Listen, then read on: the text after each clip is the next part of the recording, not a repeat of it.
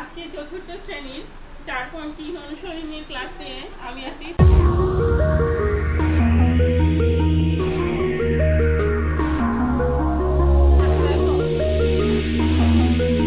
আমার এই প্রশ্ন বলা হয়েছে কি যে সংখ্যাগুলোর নিচের সংখ্যার জোড়াগুলোর জন্য 3টি সাধারণ গুণিতক লেখো এবং ছোট থেকে বড় ক্রমে সাজাও। ঠিক আছে, তাহলে ছোট থেকে বড় ক্রমে আমরা যখন সাজাবো তখন কি করব, আগে এটা হচ্ছে আমরা গুণিতকগুলো বের করি।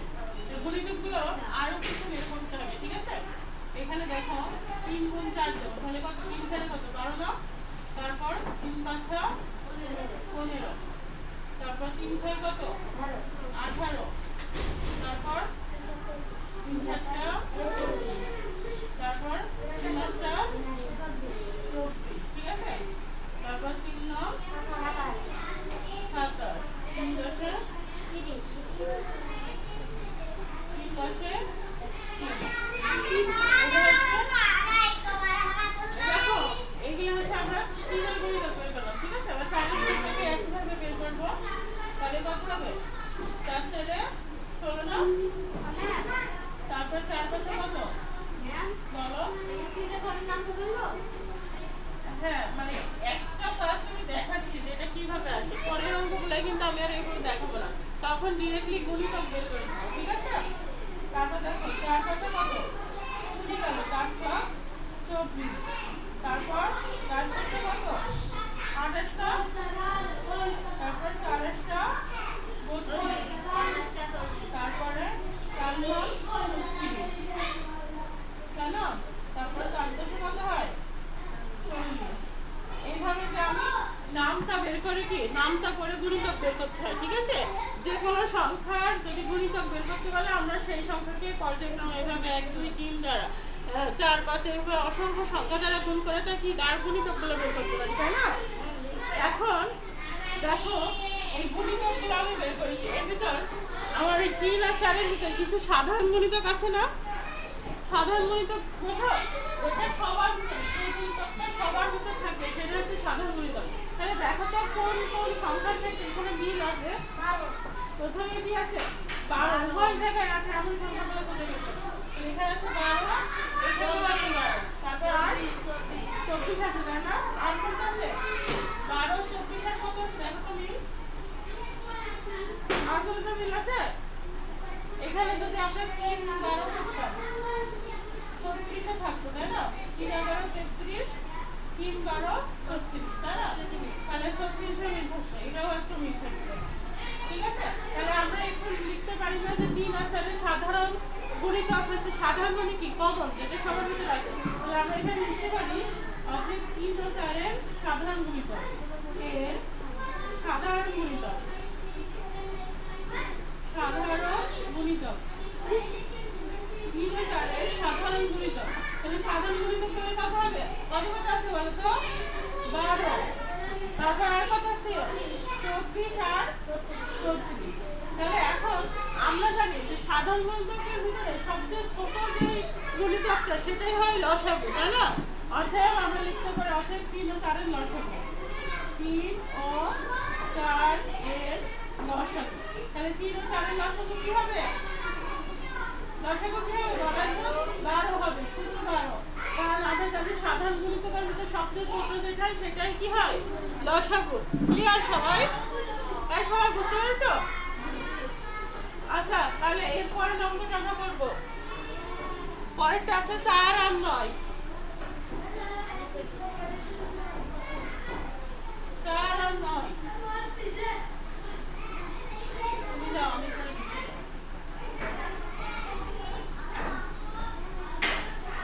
তাহলে আমরা ফার্স্টে 4 এর গুণিতকগুলো বের করব। আমাদের অঙ্কটা কি আছে? 4 আর 9, এদের লসাগু বের করতে হবে। ঠিক আছে, তাহলে আমরা লিখবো 4 এর গুণিতক সমূহ।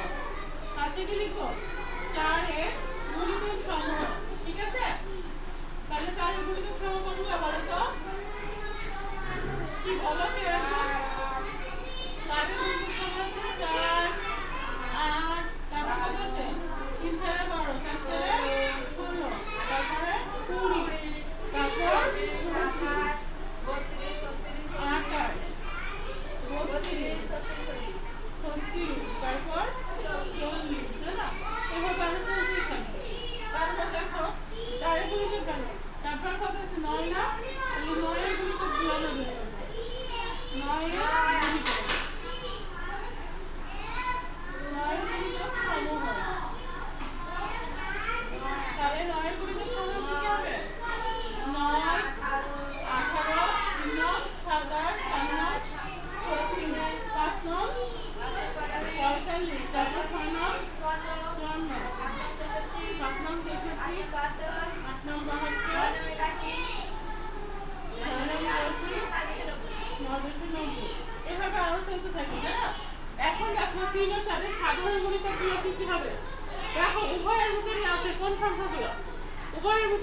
আইডেন্টিফাই করো।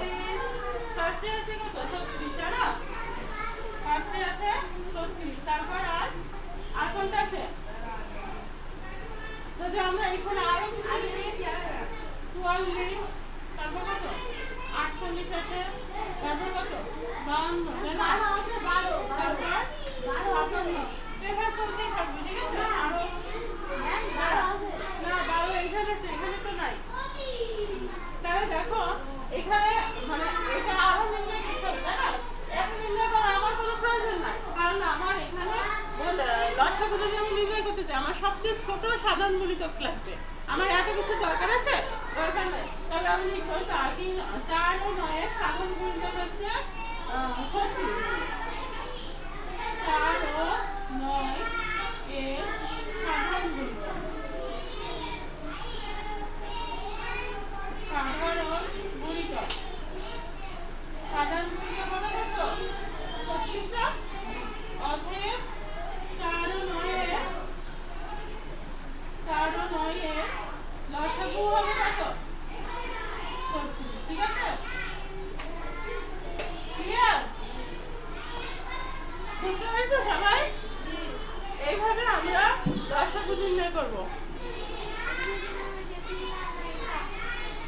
তারপর একটা কথা আছে 3 আর 9। আসো 9 তো লিখাই আছে, তাই না? শুধু 3 চেঞ্জ করলে হয়ে যাবে, শুধু 3 নেটটা করে করলে হয়ে যাবে। 3 আর 9, তাহলে এইগুলোতে জাস্ট অল্প কিছু যেগুলো করা সম্ভব হয় সেগুলি করো।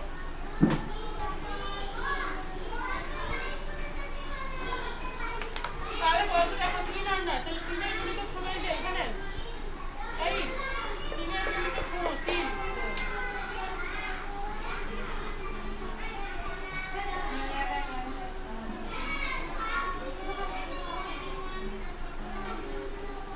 একা একা করতে হবে, বোর্ড দেখা যাবে না। নিজে একা একা করলে তখন সেটা কি ক্রিয়েটিভিটি বাড়বে।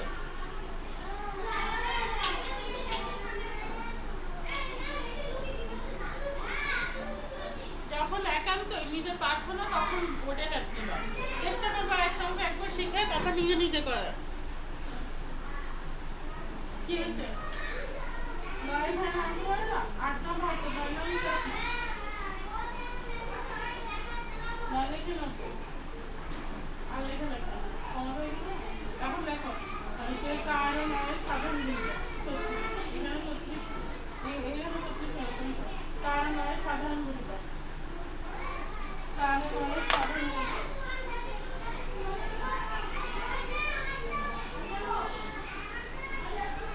দেখো কোন সাথে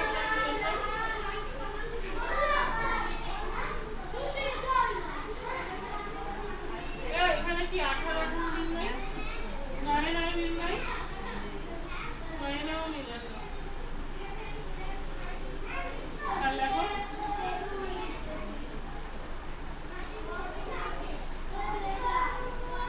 তাহলে এখানে হবে কত 9 18 আর 27। হ্যাঁ 4 5 20।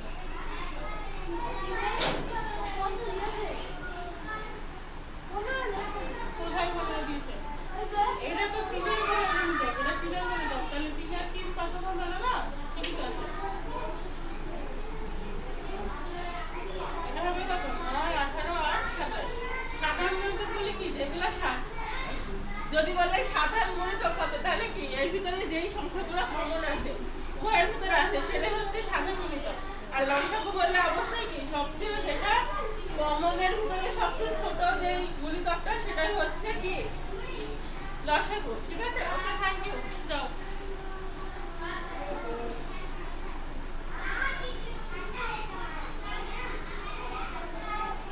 এই 3 ও 9 লেখা কেন? 9 বাংলায় কেন? তারপর থেকে আসবে ওই সামনে আস। 5 আর 8 এই মুছে দিলাম, হয় নাই? দ্রুত আসো, দ্রুত আসো।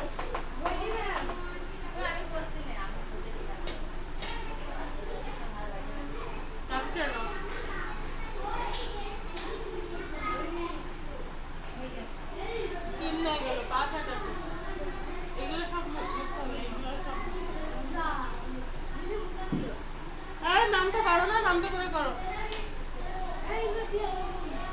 নামটা পড়ো, নামটা পড়ো আর লেখো।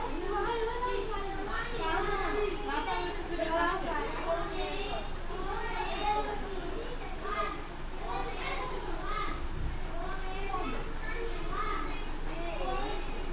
হ্যাঁ, হয়েছে, দাঁড়াও।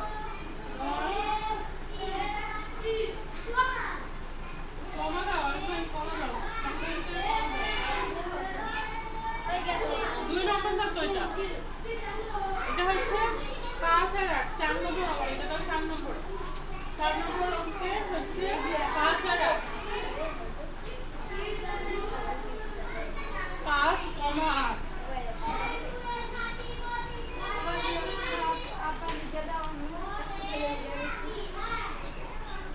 তাহলে 5-এর গুণিতক সমূহ, 8-এর গুণিতক সমূহ, কমা নাই এখানে। এখানে 8-এর গুণিতক সমূহ। আবার কমা দিল, কমা হবে না।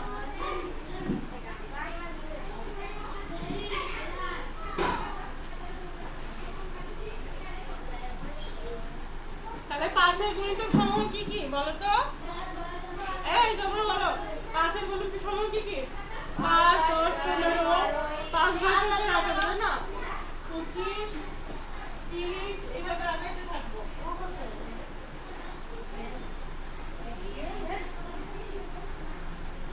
জাস্ট 5-এর ঘরের নামটা করবো আমরা, তাহলে কিন্তু 5-এর গুণিতক সমূহ পেয়ে যাবো।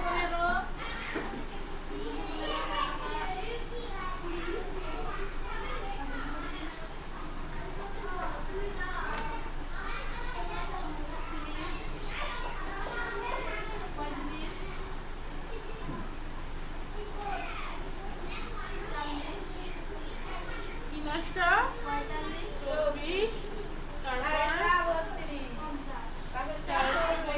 50টা 40, 6টা 48, তারপর 6টা 48, 27টা 56, 28টা 64, তারপর 8,72,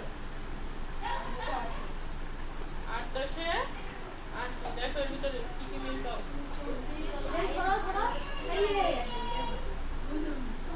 কি কি মিল আছে? 40 আর কোনটা মিল আছে?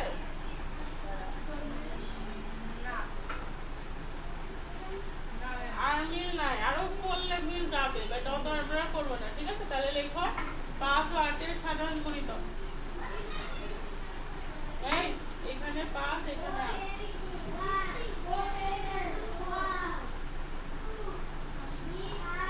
এই সাধারণ গুণিতক কত পেয়েছি আমরা? 40-এর আগে কিছু নাই তাই না? 40 তাহলে অতএব 5 ও 8-এর লসাগু কত হবে? 5 ও 8-এর